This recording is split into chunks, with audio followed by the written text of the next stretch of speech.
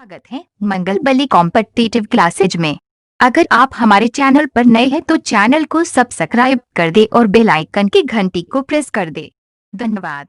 Hello friends, मैं बली कुमार आप लोग के अपने यूट्यूब चैनल मंगल बली कॉम्पिटिटिव क्लासेज में स्वागत करता हूं। तो दोस्तों, आज हम लोग पढ़ने वाले हैं नाव और धारा, यानी बोट एंड स्ट्रीम पढ़ने वाले हैं। तो बोट एंड स्ट्रीम पढ़ने से पहले हम लोग को ये पता होना चाहिए कि दूरी और चाल और समय, यानी इन तीनों के बारे में हम लोग को पता होना चाहिए। दूरी, चाल और समय के बारे में तो ये हम लोग जानते हैं, ये तो सब जानता होगा कि दूरी बराबर सूत्र क्या होता है, चाल गुणे समय। दूरी बराबर सूत्र क्या होता है, चाल गुणे समय। देखिए, अगर आप लोग दूरी बराबर सूत्र याद कर ले रहे हैं कि चाल गुणे समय, तो चाल बराबर सूत्र क्या हो जाएगा, तो चाल बराबर सूत्र हो जाएगा। देखिए, चाल जो समय है इधर चाल के साथ गुणा में है ना, तो इधर आएगा तो किस चीज में हो जाएगा, भागा में। यानी दूरी के भागा मतलब कि बाटा में हो जाएगा ना, यानी दूरी बाटा में समय। ये चाल बराबर क्या हो जाएगा, सूत्र हो जाएगा। अब देखिए, अगर पूछेगा समय बराबर, तो समय बराबर तो अब समय बराबर निकालेंगे तो चाल भी तो इसके साथ गुणा में है, तो वो भी इधर आएगा तो किस चीज में हो जाएगा, भागा, यानी बाटा में हो जाएगा। तो ये भी क्या हो जाएगा, दूरी बाटा में चाल।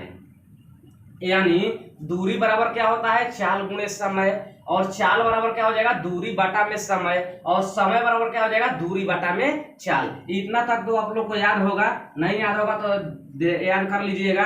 अब देखिए, अब हम लोग ये जानते हैं कि जो चाल होता है उसका दो यूनिट होता है, एक होता है मीटर प्रति सेकेंड और एक होता है किलोमीटर प्रति घंटा।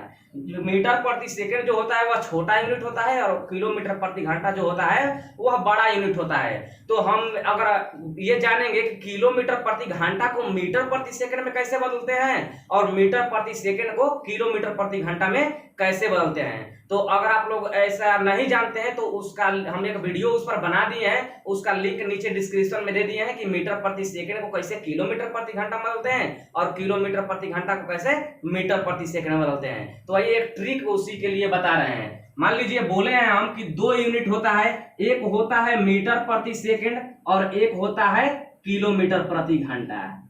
तो देखिए, ये भी जानते हैं आप लोग कि मीटर प्रति सेकंड जो होता है वह छोटा यूनिट होता है और किलोमीटर प्रति घंटा जो होता है वह बड़ा यूनिट होता है। तो मीटर प्रति सेकंड यानी छोटा यूनिट के लिए 5 का पहाड़ा पढ़ेंगे, यानी 5 का टेबल पढ़ेंगे, यानी 5, 5 दूना 10, 5 3 यानी 15, 5 चौके के 20, 5 25, 5 6 के 30, 5 7 35। इधर 5 का पहाड़ा जितना तक मन करे उतना तक पढ़ लीजिएगा।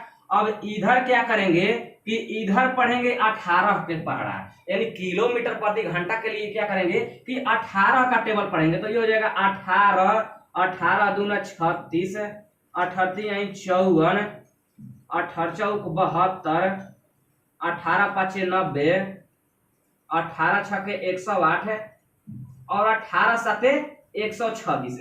यानी इधर 5 का टेबल पढ़ेंगे और इधर 18 का टेबल पढ़ेंगे, 18 का टेबल पढ़ेंगे।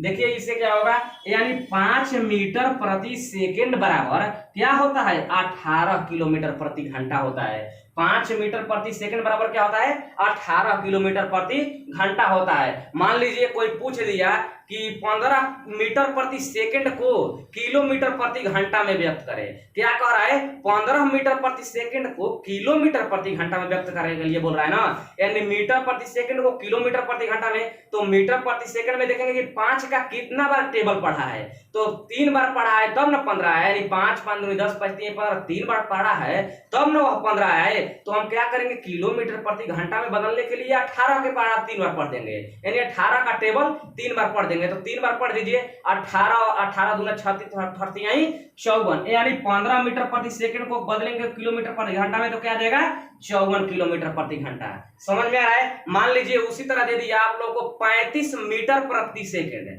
कह दिया कि 35 मीटर प्रति सेकंड को किलोमीटर प्रति घंटा में बदले, तो क्या करेंगे, देखेंगे कि मीटर प्रति सेकंड है तो 5 का टेबल कितने बार पढ़ा है, तो 5 7 35, 7 बार पढ़ा है ना, तो हम किलोमीटर प्रति घंटा में क्या करेंगे, 18 का टेबल पढ़ेंगे। तो 18 का टेबल हम 7 बार पढ़ेंगे तो 18 से 26, यानी 18 7 126 होता है ना, यानी क्या हो जाएगा, 35 मीटर प्रति सेकंड बराबर 126 किलोमीटर प्रति घंटा हो जाएगा। तो इतना तक समझ में आप लोग को आ रहा है। जैसे देखिए अगर दे दिया, अगर किलोमीटर प्रति घंटा में दे दिया कि 90 किलोमीटर प्रति घंटा को मीटर प्रति सेकंड में बदले, तो 90 किलोमीटर प्रति घंटा कह रहा है ना, तो 90 किलोमीटर प्रति घंटा कह रहा है, तो देखेंगे कि 18 का टेबल कितना बार पढ़ा है, यानी 18 का टेबल कितना बार पढ़ा है, तो 18 का टेबल 5 बार पढ़ेगा तब ना 90 आएगा।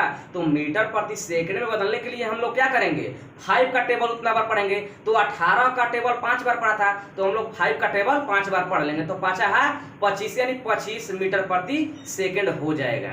तो इतना तक आप लोग समझ में आ रहा है। अगर आप लोग सोचते होंगे कि अगर इधर 5 का टेबल न दिया हो, जैसे दे देगा कि 17 मीटर प्रति सेकंड को किलोमीटर प्रति घंटा में बदले, तो अगर टेबल में न रहे तो उसके लिए हम लोग जो नियम लगाते हैं, 17 मीटर प्रति सेकंड को कह रहा है किलोमीटर प्रति घंटा बदलने के लिए ना, तो मीटर प्रति सेकंड को किलोमीटर प्रति घंटा बदलने के लिए क्या करते हैं, 18/5 से गुणा कर देते हैं। क्या कर देते हैं, 18/5 से, यानी जो ये आएगा वह क्या हो जाएगा, किलोमीटर प्रति घंटा।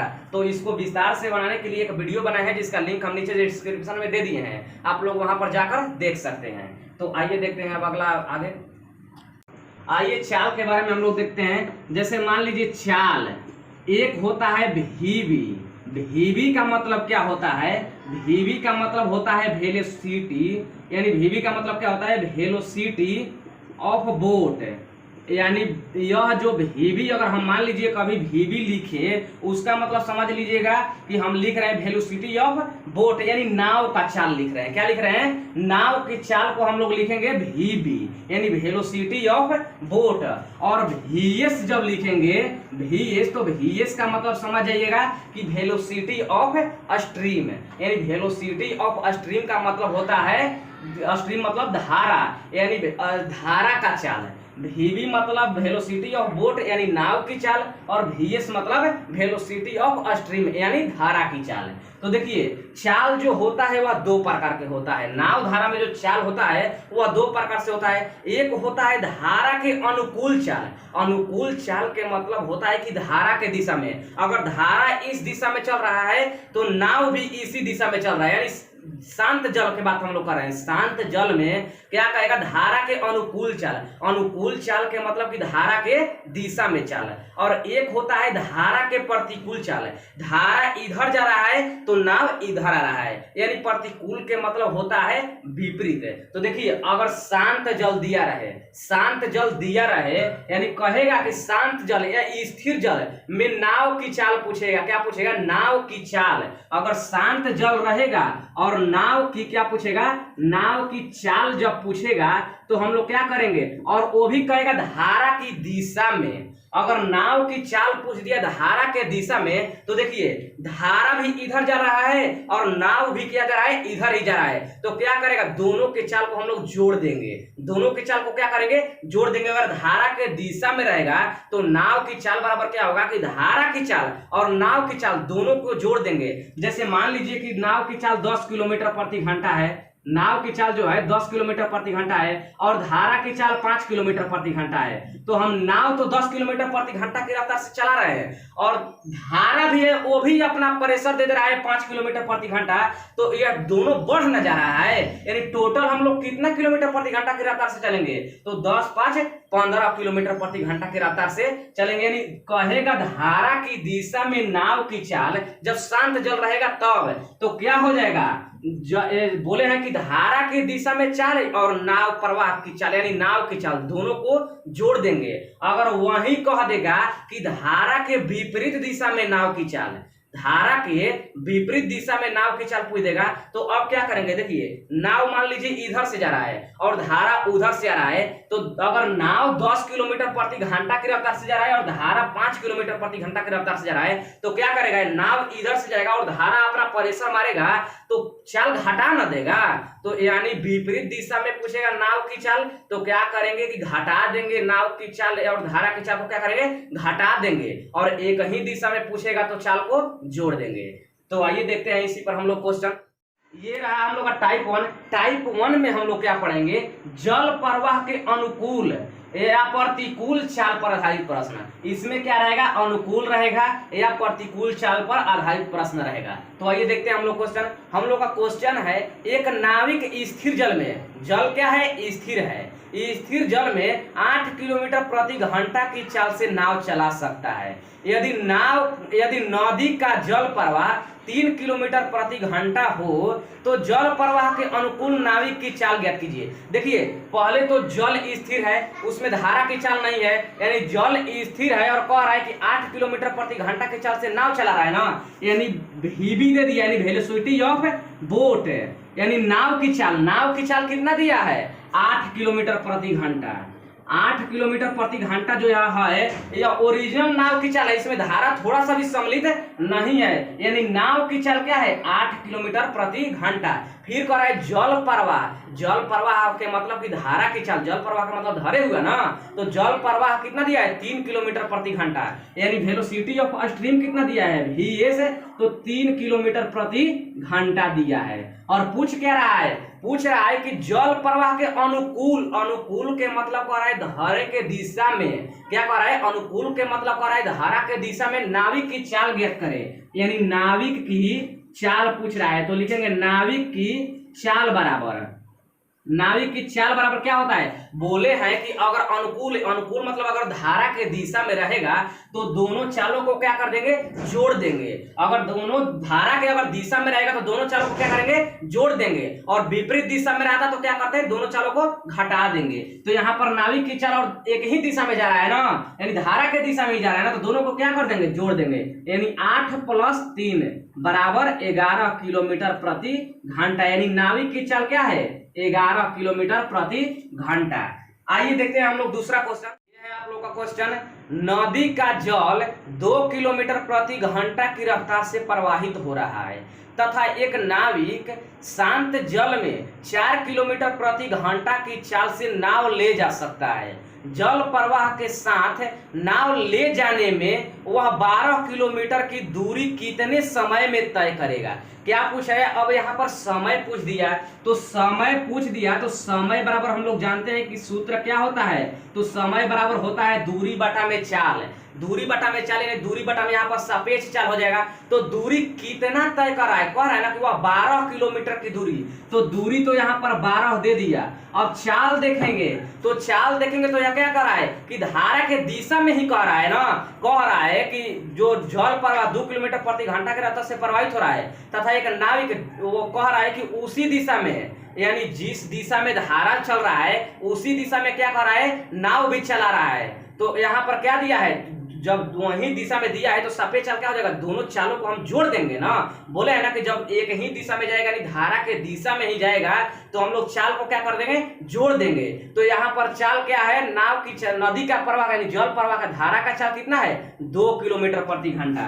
तो 2 प्लस फिर क्या दिया है, फिर कह रहा है आप लोगों को कि 4 किलोमीटर प्रति घंटा की चाल से नाव चलाता है, यानी नाव की चाल कितना दे दिया है, 4। तो इन दोनों को जोड़ देंगे ना, इसको हम लोग हल कर लेंगे, यानी 12 है तो यहाँ पर 12 हो जाएगा, और 2 व 4 कितना हो जाएगा, 6, 6 दूना 12, यानी समय कितना हो गया, 2 घंटा, यानी 12 किलोमीटर की दूरी वह कितने घंटे में तय कर लेगा, तो 2 घंटे में तय कर लेगा। तो आइए देखते हैं अब अगला क्वेश्चन। ये रहा हम लोग का अगला क्वेश्चन, धारा प्रवाह 1.5 किलोमीटर प्रति घंटा है जबकि एक नाव स्थिर जल में 6.5 किलोमीटर प्रति घंटा की चाल से चलती है। धारा के विपरीत नाव की चाल ज्ञात करें। यहाँ पर क्या कह रहा है, धारा की विपरीत कह रहा है, तो हम बोले हैं कि जब एक दिशा में जाएगा यानी धारा के दिशा में जाएगा तो जोड़ दे रहे थे, अब विपरीत जा रहा है तो क्या करेंगे हम लोग, घटा देंगे। क्या करेंगे, घटा देंगे। तो क्या पूछ रहा है, धारा के विपरीत नाव की चाल पूछ रहा है ना, तो नाव की चाल बराबर क्या करेंगे, घटा देंगे।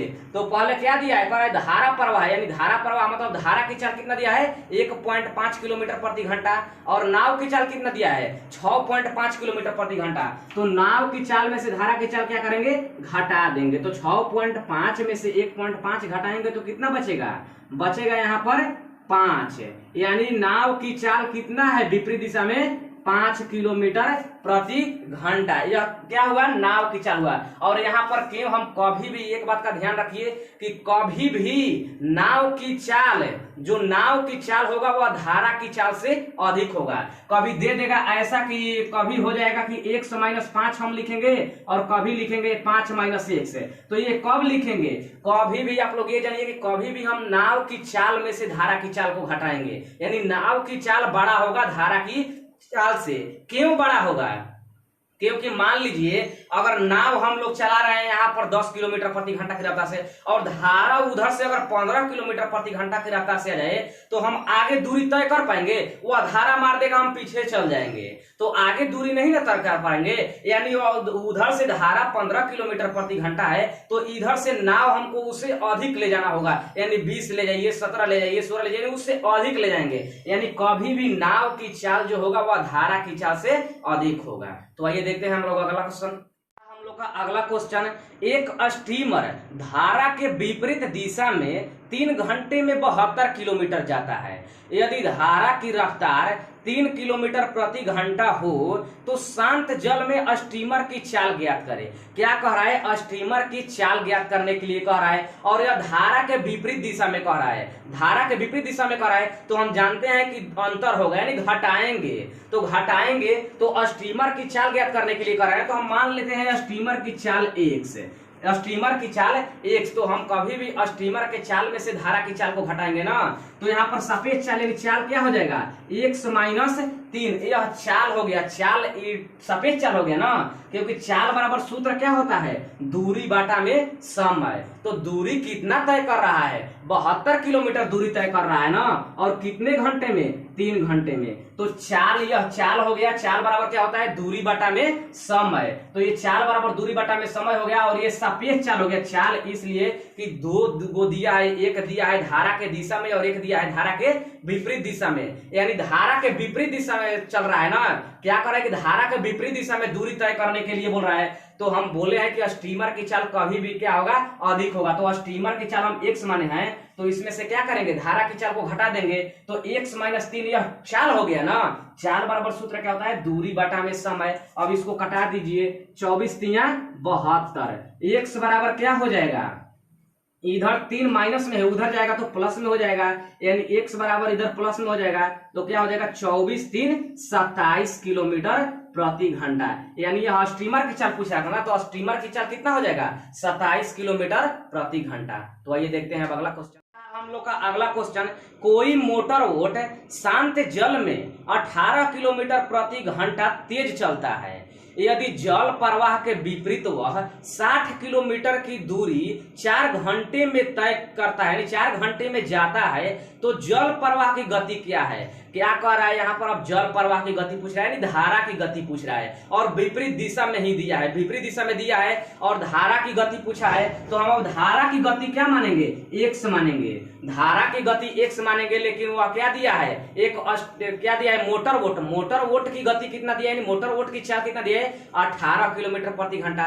तो हम क्या करेंगे, यहाँ पर दोनों चाल को घटा देंगे ना, सापेक्ष चाल क्या होगा, दोनों चालों को घटा देंगे। तो किसमें से किसको घटाएंगे, तो बोले कि स्टीमर के चाल कभी भी अधिक होता है, तो स्टीमर के चाल को हम घटाएंगे ना। अब यहाँ पर क्या हो जाएगा, 18 - 1 से, क्योंकि स्टीमर के चाल जो होगा वह धारा के चाल से अधिक होगा, और हमको अंतर लिखना है तो बड़का में से छोटका को घटाना है, तो स्टीमर के चाल अधिक हो जाएगा, तो 18 - 1 से।